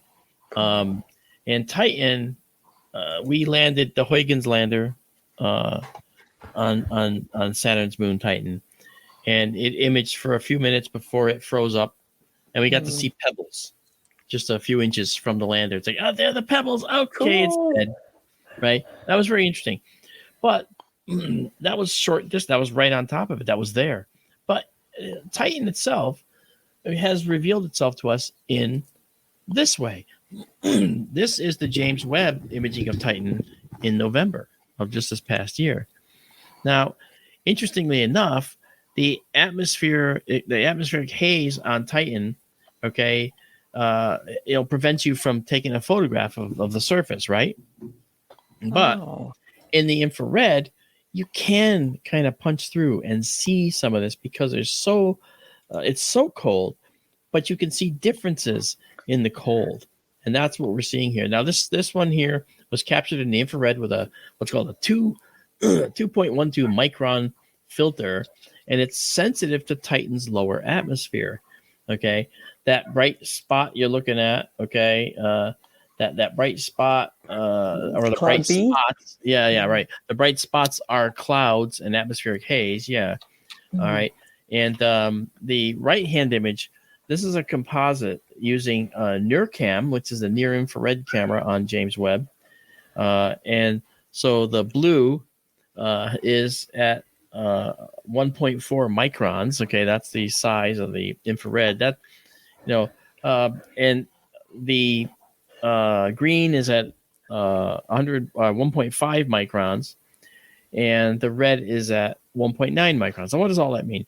It means that we're able to penetrate into the atmosphere and look down to the level to see several prominent surface features. Okay, we have Kraken Mare there. That's an interesting location, and it's thought to actually be a methane sea. Can you imagine an ocean of methane? No. Liquid methane. Yeah, it's crazy. Now, Titan does have a pretty thick atmosphere, but it's also very cold. So just the right conditions to have liquid methane and ethane, another hydrocarbon. And that's supposed to be someplace we want to go? Can you believe it? They're saying, oh, well, we can transform Titan. It's like, wow. Looking at Titan, it does have all the components of the early Earth. It's just that it's in a deep freeze. Now, the only way Titan might be hospitable someday, is if the sun goes into its red giant phase and the sun's on its way to dying. Yep. Now, that's going to warm up Titan a little bit because the increased luminosity, even though the outside temperature of the sun is going to drop. And the American Road Warrior says, it must stink. It is methane, so yeah, it's probably not too pleasant. I can bet on that. But we're not going to have sulfur dioxide there, probably. But, it's going to stink. But so that green thing could be Kraken Mare. And this other object here, this bright albedo feature. Albedo, of course, is a reflectivity feature, and that's Adiri. And then Bellet is this other circular, set of colored sand dunes that are there. And so that's pretty interesting. This is being shown by the James Webb. So that telescope can see the disk, and it can see right down to the surface features, using the infrared. Looks like Earth. It almost looks like Earth. Almost, but that's where it ends. Yeah, the methane gets me. Yeah, the methane's going to get you. If not, there's no oxygen atmosphere here. There's oxygen there bound up in other things, and there's lots and lots of water ice on the planet. I keep calling it a planet because it is bigger than. I think it's larger than Mercury, isn't it? It is. So it's actually the size of a planet in our solar system, but it's a moon because Saturn's so much bigger. See? Going back to your question about what differentiates an asteroid from a comet, well, there's a size limitation, but there's also a mass composition and orbital feature that tells you too. Pluto was considered a planet, right? And it has a 17 I was just degree. thinking about that. I bet you were right, Amanda. Yeah. Pluto has a 17-degree inclination to our solar system, and so it has an elliptical orbit that's different enough from the stable plane of the orbits that over time people took Clyde Tomball's discovery of Pluto and said, sorry, we're making it a dwarf planet now. You don't get to be a planet anymore. Humbug. Right? Don't listen to them, Clyde. Size doesn't Your matter. own path. Yeah. I've told people, I met Clyde Tomball and we sat and had a nice talk on a grassy knoll up at Stellafane, Vermont, at an astronomy conference where we were. And, Clyde was going to do a talk. And so I sat with him and we talked for a while. He never imagined he would even find a planet. And as Daryl's pointed out multiple times, Clyde never did have a actual degree in astronomy. He just became enthusiastic. And that was at a time when your enthusiasm could get you a job as an astronomer. Yep. He was just a farm kid from Kansas. That's right. Yep. That's right. Danger, Will Robinson. We are about to hit the We wall. are there. Oh, look, perfect timing, Kathy, as usual. Great final last words. Make Pluto a planet again. Make Pluto a planet again. Send your dollars now. Yeah. Good night, everybody. Well, folks, you have a good night, and thank you for spending time with us. Next week, we'll talk about a few more of the James Webb discoveries. But until then, have a good night. We'll see you. And just remember, keep looking up. Except while you're driving. Good night, everybody. Bye. Good night.